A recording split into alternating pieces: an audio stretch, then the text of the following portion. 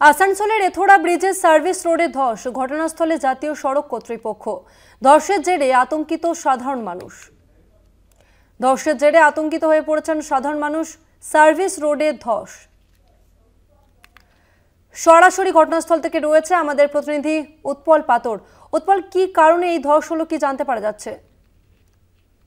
দেখো তসমিরা, এই ভোর থেকে আজ আসানসোলের যে এথোড়া ব্রিজ আছে, এথোড়া ব্রিজের পাশে যে 19 নম্বর জাতীয় সড়কের যে সার্ভিস রোড, সেই সার্ভিস রোডে হঠাৎ দেখা যায় ভোরবেলাতে যে প্রায় 4 থেকে 5 ফুট বিশাল ধস হয়। তার ফলে আতঙ্কিত হয়ে পড়েছে যানবাহন চালকরা। তারা গত কয়েকদিন আগে 25 তারিখে দেখা গিয়েছিল যে এথোড়া ব্রিজের কিছুটা দূরে, 500 মিটার দূরেই সেখানে ধস হয়েছিল এই 19 নম্বর জাতীয় সড়কের উপর।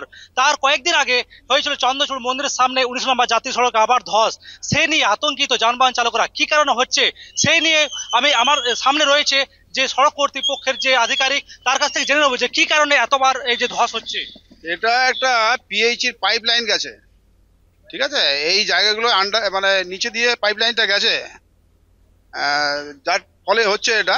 আমরা খবর পেয়ে সঙ্গে সঙ্গে আমাদের পেট্রোলিং গাড়ি ঘুরে বেড়াই দিন রাত। তো আমরা সঙ্গে সঙ্গে খবর পেয়ে এটা সেফটি দিই, ঊর্ধ্বতন কর্তৃপক্ষকে জানানো হয়।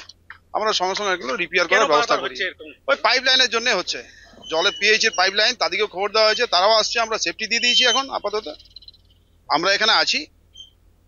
দেখো তসমিরা, যে সড়ক কর্তৃপক্ষের একজন আধিকারিক রয়েছেন, তিনি বলছেন যে পানীয় জলের যে পাইপ লাইন গেছে, সেই পাইপ লাইনের ফলে এই জাতীয় সড়কে ঘটনা ঘটছে। আমি জেনে নেবো যে যারা স্থানীয় রয়েছে তারা কতটা আতঙ্কিত।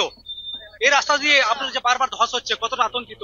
ধস তো হচ্ছে বারবার, একবার বাইপাসে ওখানে হলো, একবার এখানে হয়েছে, আবার পরবর্তীকালে ঠিক চৌরঙ্গির কাছে একবার ধস হয়েছিল। কি কারণে হচ্ছে কি করে জানবো এটা? কতটা আতঙ্কিত রয়েছেন আপনারা? আতঙ্কিত আমরা তো নিত্যদিনে যাতায়াত করি, যে কোনো সময় হতে পারে, প্রাণের ঝুঁকি নিয়ে পথে যাতায়াত করতে হয়।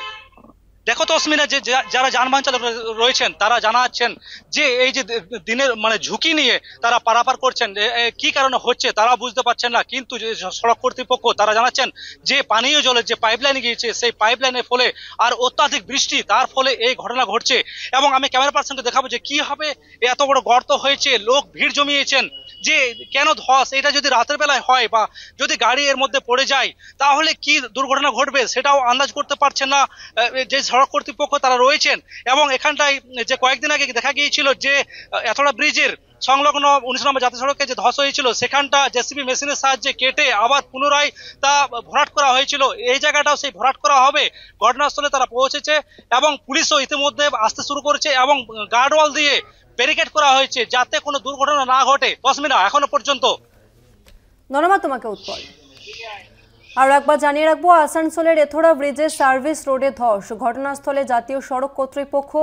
ধসের জেরে আতঙ্কিত সাধারণ মানুষ। ইতিমধ্যেই যে জায়গাটিতে ধস হয়েছে সেখানে ব্যারিকেড রাখা হয়েছে।